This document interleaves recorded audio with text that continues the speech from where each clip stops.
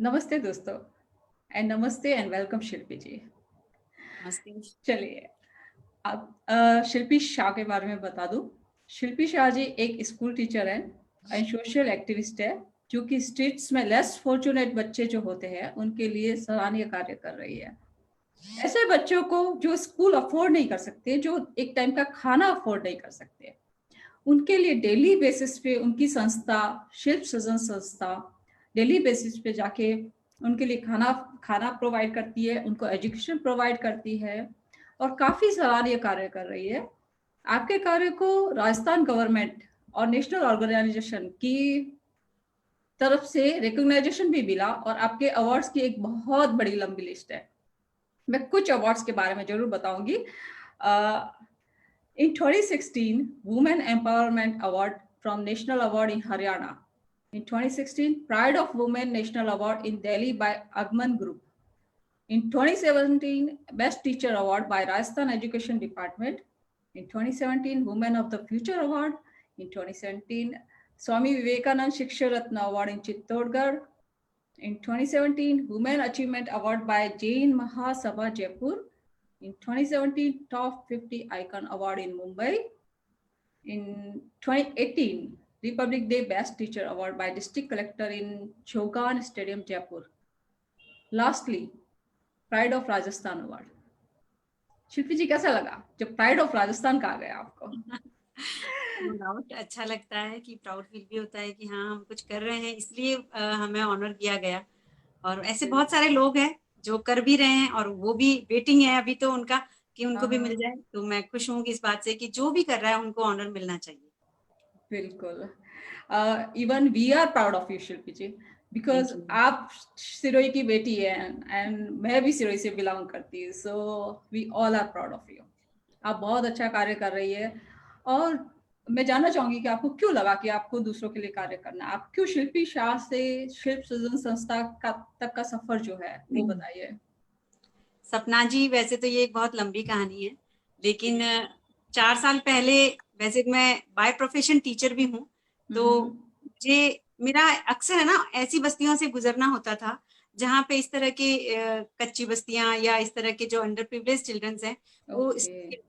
खेलते रहते थे सड़कों पर। तो हम्म। अचानक से एक दिन मेरी स्कूटी थी वो खराब हो गई वहीं पे, और मैं हम्म। उतर के और उसको सही करने लगी, और उसी समय मेरी नजर उन बच्चों पे पड़ी जो बच्चे इस तरह के जो खेल रहे थे वहां पे। मुझे बड़ा दर्द हुआ कि मैं इतने सारे बच्चों को पढ़ाती हूँ और ये बच्चे हम्म। फिर भी वंचित है, तो क्यों ना मैं इन बच्चों को भी पढ़ाना शुरू करूँ।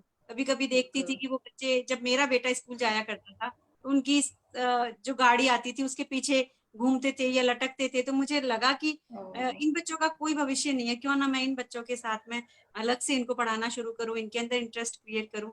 और उसी दिन से बस शुरुआत हो गई, मैं घंटा 2 घंटा उनके पास जाकर पढ़ाने लगी। हाँ जी। तो फिर आपको लगा नहीं कि शुरुआत में बहुत सी हेल्प चाहिए होती है, अकेले एक इंसान का करना बहुत मुश्किल होता है।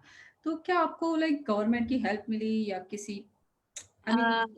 गवर्नमेंट की तो अभी तक हमने ली भी नहीं है, और अब हम सोच रहे हैं कि ले, क्योंकि किसी भी ऑर्गेनाइजेशन को कहते हैं कि 3 साल के बाद ही गवर्नमेंट एड मिलना शुरू होती है। तो ओके। अब हम सोच रहे हैं, हमें 3 साल हो चुके हैं हमारी ऑर्गेनाइजेशन को हाँ, फॉर्म हाँ। किए हुए। तो अब हम गवर्नमेंट से एड की सोच रहे हैं कि अब उनके पास कोई प्रोजेक्ट लेके जाएं, बिकॉज कि ओके। इन बच्चों के लिए, ये बच्चे एक नहीं है, बहुत सारे ऐसे बच्चे हैं जो अभी राइट। भी शिक्षा से वंचित है। तो हम हुँ। चाहते हैं कि हर उस बच्चे का अधिकार है शिक्षा प्राप्त करना, राइट टू एजुकेशन में भी ये बात कही गई है कि इन बच्चों को भी शिक्षा प्राप्त करने का अधिकार है, उन सबको शिक्षा मिलनी चाहिए। तो अब हम ओके। सोच रहे हैं ऐसा कुछ करना। हालांकि बहुत चुनौतियां बहुत आती हैं, ये बहुत चुनौतीपूर्ण कार्य है, बिल्कुल। क्योंकि ये जो बच्चे हैं या उनके माता पिता है वो ऐसी जगहों पे रहते हैं जहाँ हुँ। अभाव ही अभाव है, हर चीज का अभाव है उनके हुँ, पास हुँ, में। हुँ। खाने से लेकर कपड़े, उनके एजुकेशन के लिए किताबें राइट। कॉपियां, हर चीज का अभाव है। हुँ। तो पहला तो जरूरत होती है, चलो ये चीजें तो प्रोवाइड हो भी जाएगी, लेकिन हुँ। उनकी सोच को बदलना वो सबसे ज्यादा इंपॉर्टेंट होता है। क्योंकि अब तक वो जिस माहौल में थे वहां से उनको उठा के और आप एजुकेशन के माहौल में लाना है, तो ये राइट। उनके लिए बहुत बड़ी बात हो जाती है, और हमारे लिए ये चुनौतीपूर्ण कार्य था, किया हमने। और ऐसे ओके। रेगुलर उनके पास जाके उनको कहानियां, कविताएं, गीत, बहुत सारे ऐसी बोध कथाएं सुना सुना के उनको थोड़ा चेंज करने की कोशिश की, और हमें रिजल्ट मिला। तो तो हम आज भी ऐसे सोचते होंगे ना कि गर्ल्स को नहीं करवाना है एजुकेशन। बॉयज को बिल्कुल करवाना बिल्कुल, है। गर्ल्स के लिए तो बस उनका यही है कि 18 साल की हो जाए या उससे भी छोटी उम्र में ओह, उनकी शादी करवा दो, उनको बस खाना बनाना आना चाहिए। कई बार हम हम्म, जाते हैं बस्तियों में डील करते हैं बच्चों के साथ, तो लड़कियों के लिए तो अभी भी वही मेंटेलिटी है कि क्या ओह, करना है लड़कियों को पढ़ के, आखिर तो उनको चूल्हा चौका ही करना है। तो ये चीजें बड़ी हम्म, पेनफुल है, लेकिन अब धीरे धीरे गवर्नमेंट के भी इतने रूल्स आ चुके हैं कि उनको लड़कियों को भी पढ़ाना ही है। और ओके, मैं तो ये कह रही हूँ, और इस आपके इस संदेश, इस प्लेटफॉर्म के माध्यम से मैं एक संदेश देना राइट, चाहती हूँ कि हर परिवार के लिए ये जरूरी कर दो। तब तक उनको कुछ भी आधार कार्ड या कुछ भी राशन कार्ड या प्रोवाइड ही मत करवाओ जब तक कि वो लड़कियों को एजुकेशन देना शुरू ना कर दे। तो ये मतलब मैंडेटरी होना चाहिए कि लड़कियों को तो वाह, करवाना ही करवाना है बहुत ऐसे। खूब, यस, बिल्कुल। और आपका मैसेज बहुत से लोग सुन रहे होंगे अभी, और मैंने यहाँ प्लेटफॉर्म पे आने के पहले से देखा आपके पोस्टर पे काफी कमेंट्स आ रहे हैं, अभी you have a fan following बहुत ज्यादा है, and they were all like excited to see you, so Shilpi Shah definitely. को कोई नहीं जानता था सपना जी, लेकिन जब से शिल्प सगन संस्था बनी है, इन बच्चों के साथ मेरा जुड़ाव हुआ है, मेरा लगाव हुआ है, तब से लोगों ने इसको अप्रिशिएट भी किया और मुझे भी काम करने में और मजा आने लगा, क्योंकि लोगों का मुझे सहयोग भी बहुत मिला, उनका प्यार भी बहुत मिला, तो मुझे और अच्छा लगने लगा और मैं और अच्छा करूंगी आगे, ये एक, मेरी सोच। या एक अच्छा कार्य करें आप तो डेफिनेटली लोग जुड़ते जाएंगे आपके साथ। जी जी जी जी, तो, ये तो है। तो कौन से इवेंट्स या एक्टिविटीज आप करते हैं बच्चों के साथ स्पेशली? जी, देखो सपना जी, हमारा ये जो प्रोग्राम है, ये ऑर्गेनाइजेशन है, स्पेशली बच्चों पे बेस्ड है, बच्चों की ओके, एजुकेशन पे बेस्ड है।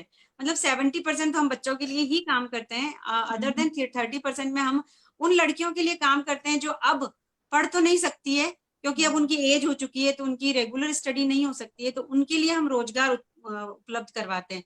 हमारा एक सिलाई केंद्र भी चलता है, जहाँ पे ये जो बच्चियां होती है जिनकी अब एजुकेशन की उम्र नहीं है, तो उनको हम साक्षर जरूर करते हैं, लेकिन ओके, उनके लिए रोजगार उपलब्ध करवाते हैं, और उनको जो पढ़ना चाहती है हमसे उनको हम पढ़ाते भी है।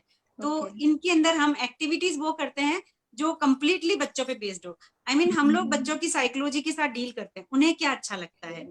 हम लोग हमारी फैमिली में जब हम बड़े हुए हैं, तो हमारे परिवार में हमारे माता पिता ने हमारा हर चीज का ख्याल रखा, और हम आसपास या मध्यम वर्गीय या उच्च मध्यम वर्गीय जो परिवार होते हैं, उनके बच्चे किस तरह से पलते हैं, तो वो राइट, सारी चीजें मैंने उनको प्रोवाइड करवाई। अगर हम स्विमिंग पूल में जा रहे हैं, तो मैं इन बच्चों को भी स्विमिंग पूल में ले जाती हूँ। अगर हम किसी अच्छी सी जगह पे घूमने जा रहे हैं, तो इनको मैं एजुकेशनल ट्रिप भी करवाती हूँ। तो वो सारे इवेंट्स करते, होली दिवाली ये तो सारे हम मनाते ही हैं। इसके अलावा एक स्पेशल प्रोग्राम होता है जिसको हम लोग प्रवेशोत्सव कार्यक्रम कहते हैं। जब ये बच्चे थोड़ा बहुत पढ़ लिख लेते हैं, फिर हम इनका आसपास की कोई भी स्कूल में एडमिशन करवाते हैं। तो जब हम इनको लेके जाते हैं, तो वो नॉर्मली ऐसा नहीं है कि स्कूल में जाके फॉर्म भर दिया और हमने कर दिया। स्पेशल फील करवाने के लिए इन बच्चों को उस दिन यूनिफॉर्म पहनाई जाएगी, बैग पकड़ाए जाएंगे इनके हाथों में, बुक्स दी जाएगी और एक प्रॉपर इवेंट बनाया जाएगा, और ढोल नगाड़े के साथ इनको स्पेशल माला पहना के स्कूल तक ले जाएंगे। इससे उनको स्पेशल फील होता है कि हाँ, उनके लिए वो दिन, मतलब जो दिन होता है वो पूरी लाइफ का एक यादगार दिन बन जाता है। ऐसे ऐसी बहुत सारी एक्टिविटीज करते हैं।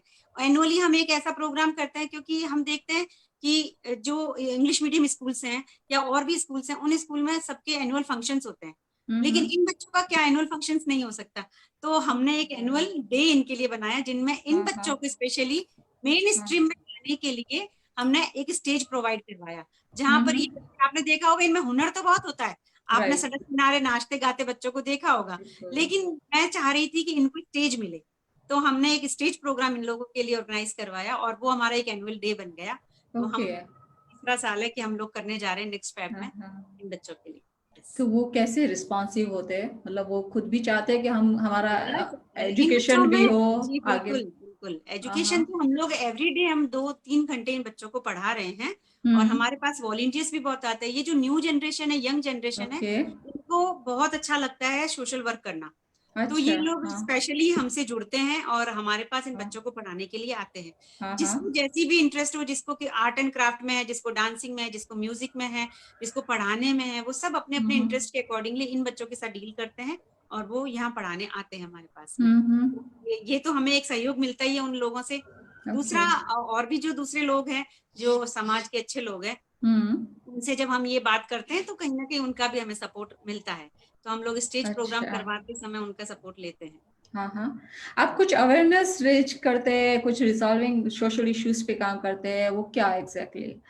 सोशल इश्यूज में एजुकेशन तो सबसे बड़ा है ये, बिकॉज एक एजुकेट बच्चा होगा तभी वो आगे पूरी समाज को सुधार पाएगा। तो हमारा मेन फोकस तो एजुकेशन पे ही रहता है। इसके अलावा फीमेल्स की हेल्थ एंड हाइजीन को लेकर हम काम करते हैं, जिसमें हम सैनिटरी पैड का डिस्ट्रीब्यूशन करते हैं। हम लोग इनके लिए हेल्थ और हाइजीन के कैंप लगाते हैं, जिसमें इन बच्चों के लिए ईएनटी का चेकअप होता है सारा। इनका जो जनरल इश्यूज होते हैं उनके लिए हम डॉक्टर्स वगैरह अवेलेबल करवाते हैं इनको। और एक बड़ा ब्लड डोनेशन कैंप करवाते हैं, जिसका ब्लड इकट्ठा करके इन्हीं बस्तियों में हम काम में लेते हैं। क्योंकि बहुत बार क्या होता है, गरीब लोग होते हैं, वो ब्लड का जो रेट होता है वो अफोर्ड नहीं कर पाते हैं। तो वो जो सारा ब्लड है इन बस्तियों के लिए, इन बच्चों के लिए इकट्ठा किया जाता है कि जब भी कभी जरूरत हो तो वो हमसे ब्लड का जो डोनर कार्ड है वो ले ले और वहां से वो ब्लड ले सके, ब्लड बैंक से फ्री ऑफ कॉस्ट। तो ये चीज हम उनके लिए करवा रहे हैं। और इसके अलावा जो नशा मुक्ति पर एक बहुत बड़ा, क्योंकि आपने देखा होगा इन बस्तियों के अंदर ये चीज भी सबसे ज्यादा पाई जाती है कि ये लोग नशा भी बहुत करते हैं। तो इसके ऊपर भी हम कैंपेन चलाते हैं। बड़े जो डॉक्टर्स होते हैं उनको बुला के बस्ती के अंदर वर्कशॉप लेते हैं इनकी, और इनको छुड़वाने के लिए स्पेशली हम लोग फ्री ऑफ कॉस्ट उनका ट्रीटमेंट करवाते हैं।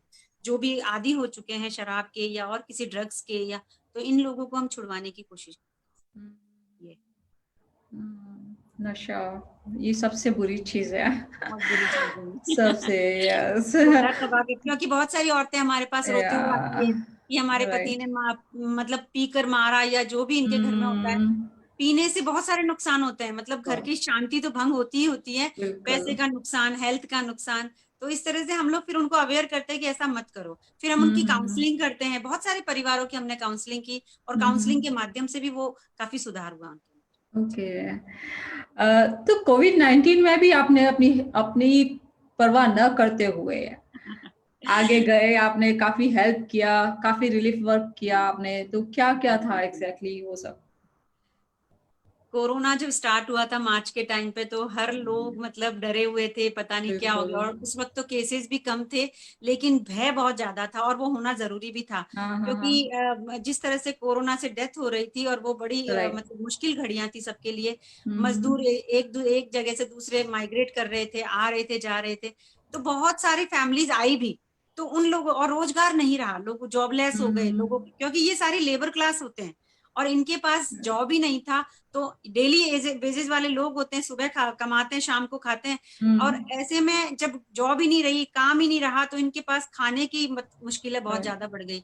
तब हमने इन सबको जा जाके फूड पैकेट्स प्रोवाइड करवाए, बहुत सारे मतलब परिवारों को, मतलब 5 से 10 हजार परिवारों के लिए हमने फूड पैकेट्स प्रोवाइड करवाए। उनको ड्राई राशन प्रोवाइड करवाया, उसके बाद सैनिटाइजर, मास्क, बार बार जा जाके हमने वर्कशॉप ली इनकी। इनको हमारे सिलाई केंद्र के अंदर मास्क बनवाए इन सबके लिए। तो फ्री ऑफ कॉस्ट मास्क सबको डिस्ट्रीब्यूट करवाए, और इस तरह से काफी काम किया। इनफैक्ट अब भी कर रहे हैं हम तो, क्योंकि अभी भी स्थितियां सुधरी नहीं है, ये देख ही रहे हैं हम सब लोग। कोरोना डे बाय डे ज्यादा ही हो गया है, तो हालात अभी भी वैसे ही है। हालांकि अब सेफ्टी और ये पॉइंट ऑफ व्यू से लोगों में अवेयरनेस तो आ चुकी है। जिसको कुछ भी नहीं पता था मास्क क्यों पहनना है, सैनिटाइजर क्यों लगाना है, ये सब अब उनको समझ में आने लगा है। लेकिन अभी भी जॉब नहीं है, पैसा नहीं है लोगों के पास, तो हम लोग उनको अभी भी हेल्प कर रहे हैं।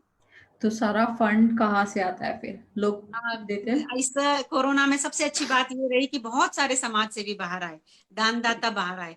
जो लोग फील्ड में जाके काम नहीं कर पा रहे थे, उन्होंने हम जैसी संस्थाओं से संपर्क किया, और फिर हमारे वॉलंटियर्स या हम खुद जाके हमने करने लगे, तो उन्होंने हमें हेल्प किया। और कुछ हमने हमारे जो पैटर्न्स हैं, जो मेंबर्स हैं, उन्होंने सबने मिलकर भी किया। बहुत अच्छी बात है।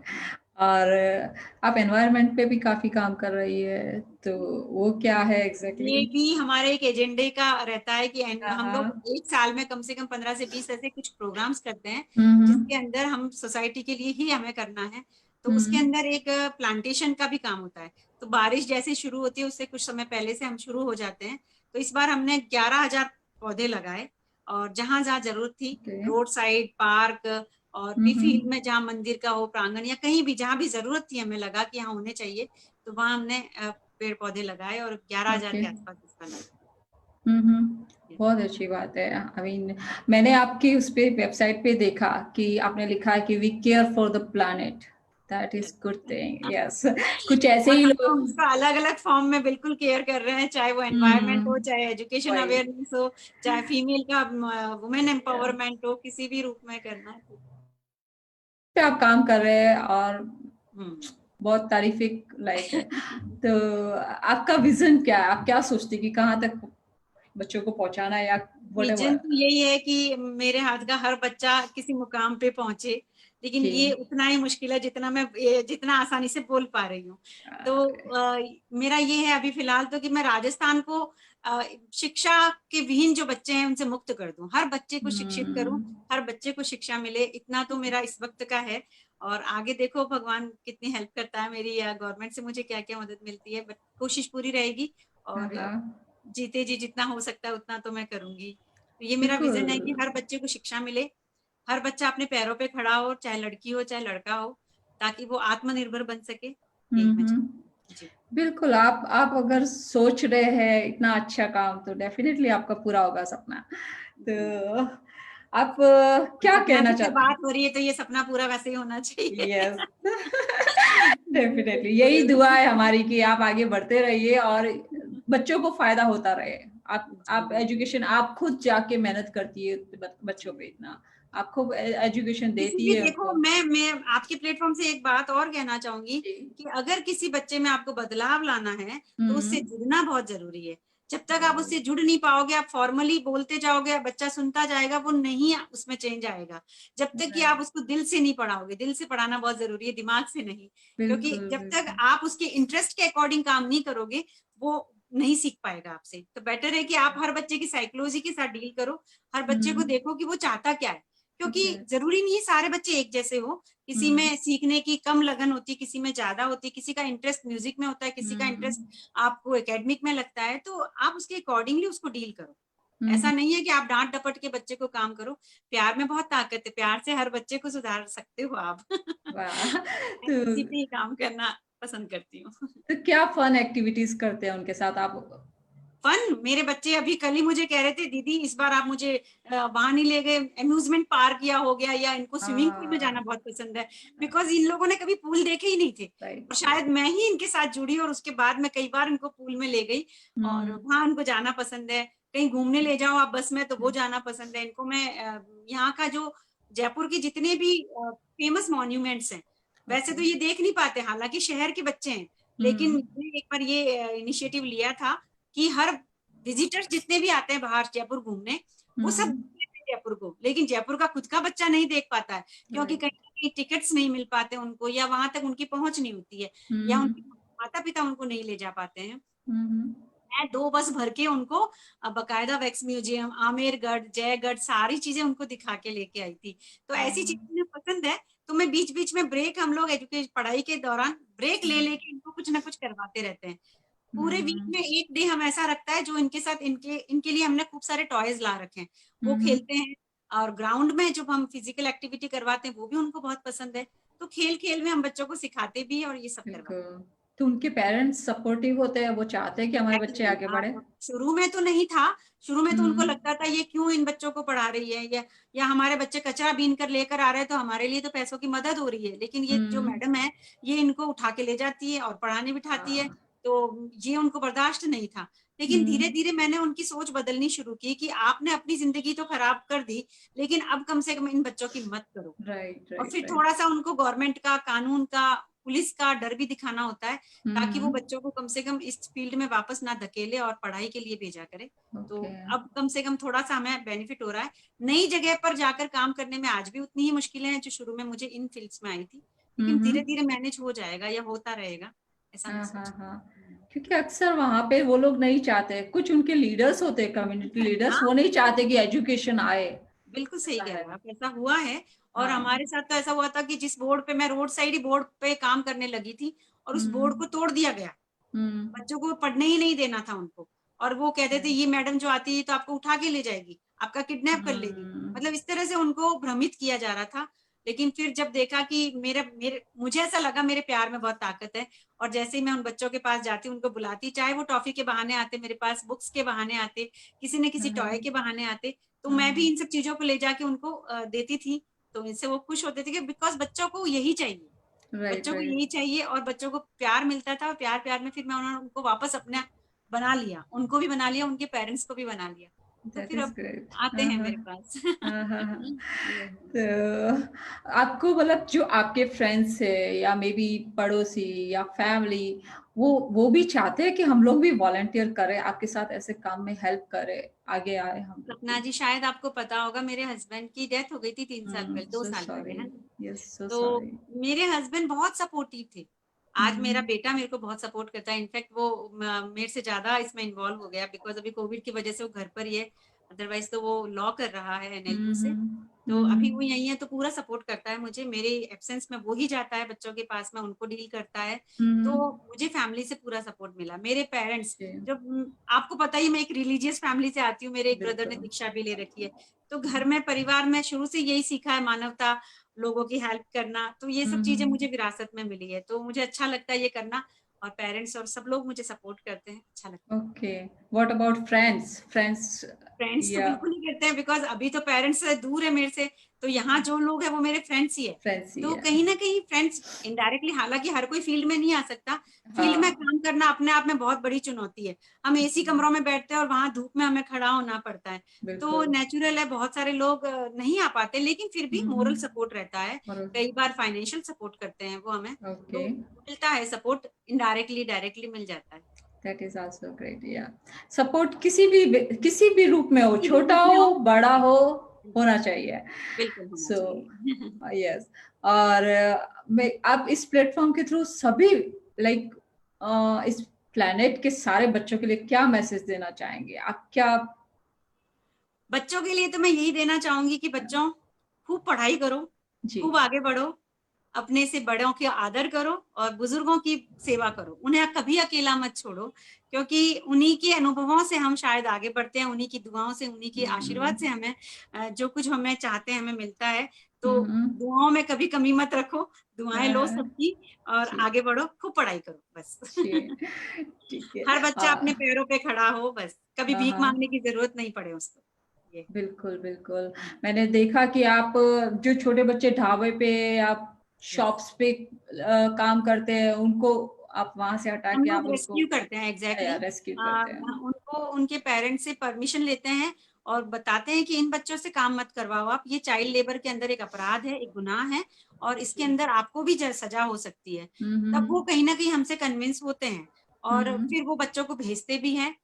और पढ़ भी रही है, खूब सारी लड़कियां हमसे सिलाई सीख रही है इस वक्त, पढ़ाई भी कर रही हैं। और जैसे ही अब स्कूल स्टार्ट हो जाएंगे, उनको हम स्कूल एडमिशन करवा के उनकी जो फर्दर स्टडी है उसके लिए हम उनको आगे कंटिन्यू वहां पे भेजा करें। सो कौन से एज ग्रुप की वो लड़कियां हैं सारी? एज ग्रुप हमारे पास मोस्टली आते हैं 6 to 14 ईयर्स के, ओके। ये बच्चे आते हैं, जिनका स्कूल में भी जो एलिमेंट्री एजुकेशन है उसमें भी यही एज ग्रुप होता है, जिसमें आप 6 to 14 तक के बच्चे जो होते हैं उनको, फर्स्ट से 8 तक के बच्चे जो होते हैं वो यही होते हैं। और इनिशियल स्टेज ओके। यही होती है, जब उनकी एज 15 से या 16 से ऊपर हो जाती है, और फिर भी उन्होंने, ऐसी मेरे पास आई बहुत सारी लड़कियां कि दीदी अब हम पढ़ना चाहते हैं, लेकिन तब तक उनकी उम्र हो चुकी होती है। फिर हम उनको कहते हैं तुम अभी साक्षर हो जाओ, तुम्हें लिखना पढ़ना आ जाए, उसके बाद तुम्हें रोजगार के लिए हम काम करवाएंगे। क्योंकि यहाँ की बहुत सारे लोग कचरा बीनने चले जाते हैं, चाहे बड़े औरतें हो, लड़कियां हो, ये सब है। आदमी लोग सारे रिक्शा चलाते हैं या लॉरी पे काम करते हैं या मजदूरी करते हैं या और भी कुछ काम राइट। करते हैं, लेकिन औरतें सारी कचरा बीनने जाती है। तो अब उनको हमने कह रखा है कि हम आपको एक एक मशीन दिया करेंगे, आप घर पे ही सिलो और लोगों के भी कपड़े सिलो, जिससे तुम्हें घर में एक इज्जत की रोटी के साथ तुम काम कर सकोगे, और घर में बैठ के आप कोई ना कोई रोजगार मिल ही जाएगा उनको, ऐसा बिल्कुल बिल्कुल। ये कर रहे हैं। और इस मंच के थ्रू आप, आपके बच्चे और सभी बच्चे, सभी बच्चों के लिए क्या एक प्यारा सा गाना गाएंगे? अभी मुझे ओ, पता है कि आपकी आवाज बहुत खूबसूरत है, बहुत मेलोडियस है, तो अरे नहीं, क्या ऐसा तो कौन सा गाना आप डेडिकेट करेंगे उन बच्चों अ, के लिए? मैं बच्चों के लिए सोच के, बड़ों के लिए ज्यादा अच्छे से जरूरी है कि मैसेज देना। तो ओके। बॉलीवुड के दो अच्छे गाने हैं जो मुझे बड़े पसंद है, तो जो समाज के लिए कहीं ना कहीं काम करते हैं और इन बच्चों की मुस्कुराहट के लिए। तो जी। पहला गाना तो है, जैसे 4 लाइनें गुनगुनाऊंगी, और उसके बाद मैं एक और छोटा सा गाना गाऊंगी जो यस सबके यस, लिए होगा, है ना? दोनों ही हो जाएगा। यस। किसी की मुस्कुराहटों पे हो निसार, किसी का दर्द मिल सकी तो ले उधार, किसी के वास्ते हो तेरे दिल में प्यार, जीना इसी का नाम है, किसी की मुस्कुराहटों पे हो निसार।